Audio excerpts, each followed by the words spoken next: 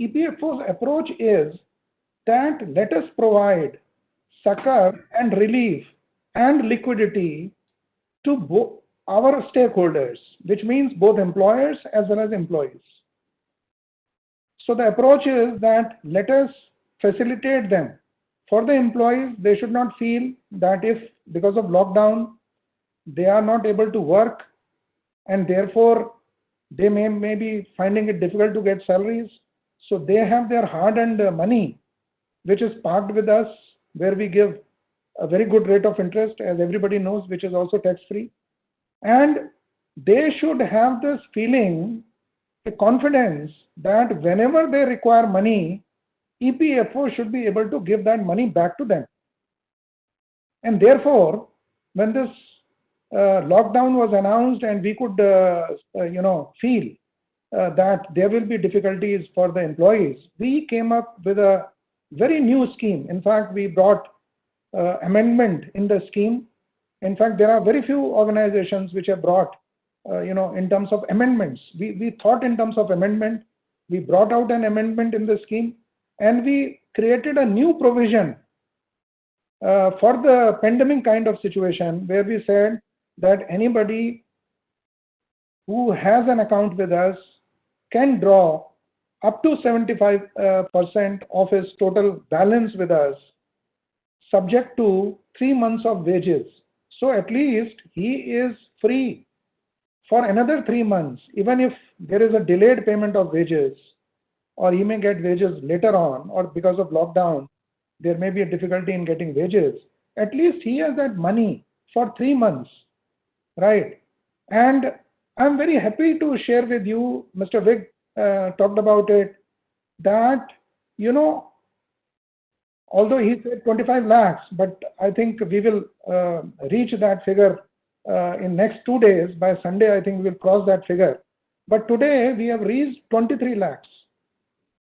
And we have distributed almost 8,000 crores. Rupees 8,000 crores have gone into the pockets of our subscribers. So that is the approach.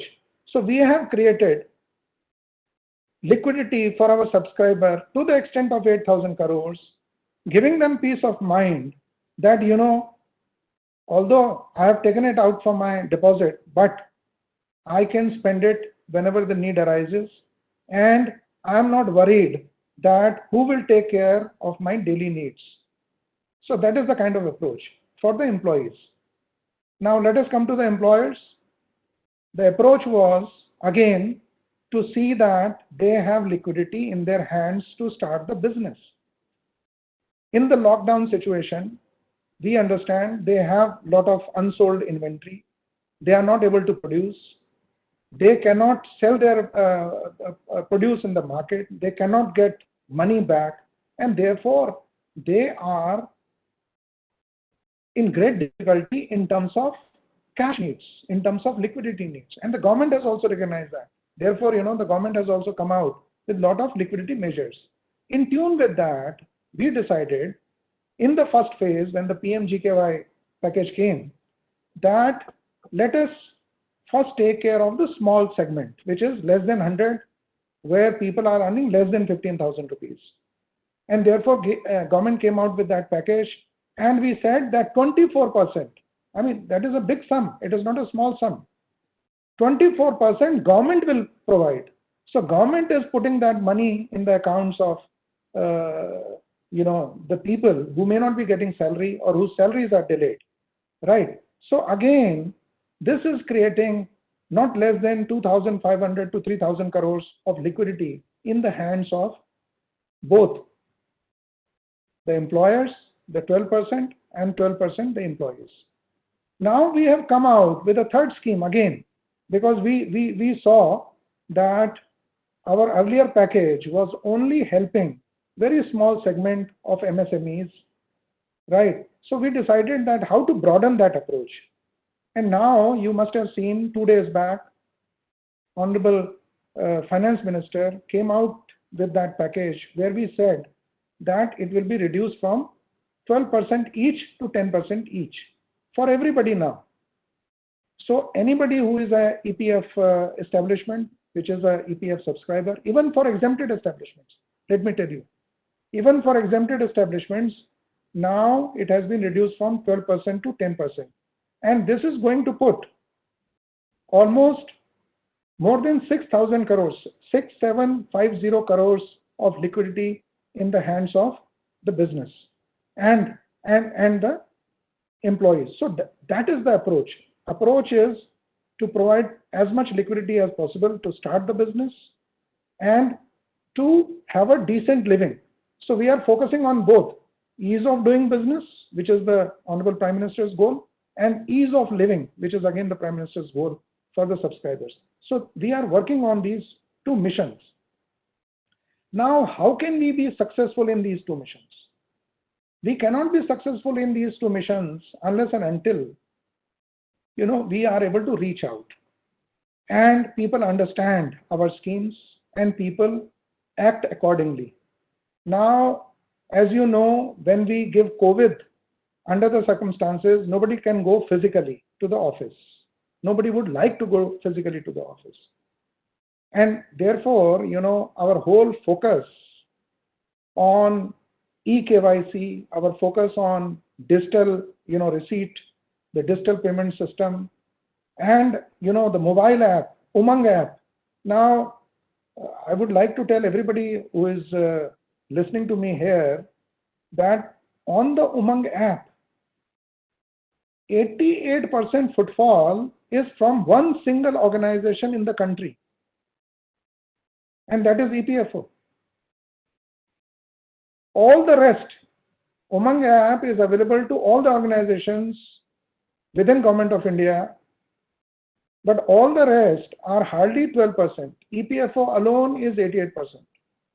Because we have created a lot of facilities under the Umang app. He can view the passbook, subscriber can see the passbook, he can see what is the amount pending, he can do his Aadhaar seeding from there, he can apply for online claims, right? So our whole approach is that a person should be able to access our services by sitting at home. And in fact, this has come very handy to us during this COVID period when, social distancing norms, people are not able to move out because of the transport restrictions. People have to be confined to their homes. But we have created a system which Mr. Vig is talking about, that 23 lakh people are able to take 8,000 crores from us sitting in the comfort of home without visiting EPFO office. I mean, that is the beauty of the system which we have created. So my only appeal to you would be that there are, because what we have done is that we are very sensitive to the feedback, and we have our own EPFI GMS system which looks into the concerned grievances. But we have also created our Twitter handle, our Facebook account, whereby people can put grievances. And in fact, when I was looking at many of those grievances, I could see that some of the grievances are related to employers too. Now I know that there are big players, big companies, reputed ones, who have their own what you call grievance redressal systems for their employees, but there are very small companies also which do not have these kind of grievance redressal systems. So we have suggested, and I also would take help of your PhD Chamber of Commerce good offices. If you can tell your members that please, if you don't have your own grievance handling portal, at least open a Facebook account or a Twitter account where you can look at what their employees' grievances or issues are with respect to employer. I will give you an example. When we do KYC, KYC has to be verified by the employer. So unless and until it, the employer also chips in.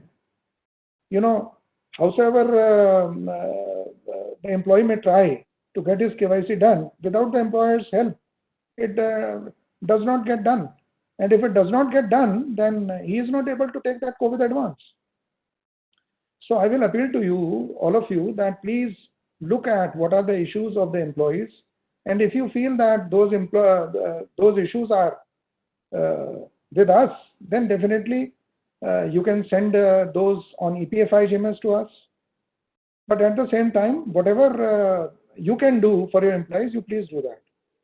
The second issue which I am finding is, which I would like to appeal to all of you, is that in the PMGKY, government is giving that 24%. Now, if people do not file ECRs, then we do not know that the person is on the roll and he is supposed to get that PMGKY benefit.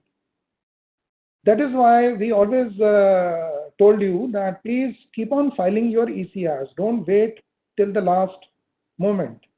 And in fact, one major reform which we have done with the help of all our CBT members is that now we have separated filing of ECRs with filing of payment. Because a lot of employers told us that they are facing problem in terms of, giving that for the rest of the people. If there are 100 people, 90% are getting our subsidy, but 10% for whom, that 24% will file, for that they require cash. But what we are saying that please separate that. File your ECRs. We get to know that this employee is with you. We will put that 24% in his account from the government side. You need not worry. For that 10%, if you have money issue, you please make the payment later on. So please separate. So we did that. You must have seen that announcement. We allowed you to separate filing of ECRs from remittances of money, because I believe that filing of ECR is linked to your establishment and filing of your remittances is linked to your liquidity position. So that you can do later. And I think I'm getting good feedback on that. It is facilitating. So I would only request you that please keep on filing your ECRs, and you may separate your payment mechanism.